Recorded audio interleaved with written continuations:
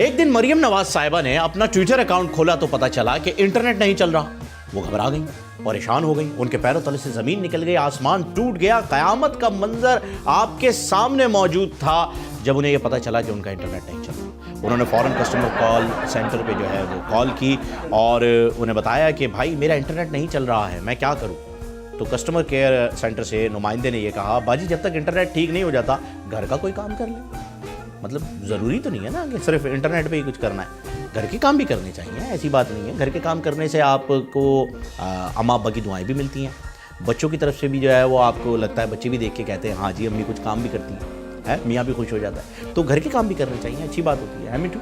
क्यों, अब हम ही देख लीजिए, हम घर के सारे काम करते हैं, बर्तन भी धोते हैं, झाड़ू भी लगाते हैं, पोछे भी लगाते हैं, है ना। आप भी करें, इसमें कौन सी बात है ना मिठू, ना टेंशन ना लो। सारे शादीशुदा मर्दों का तकरीबन यही हाल है, टेंशन ना लो। समझ तो गया होगा। सब्सक्राइब करें और बेल दबाएं ताकि कोई खबर रह न जाए।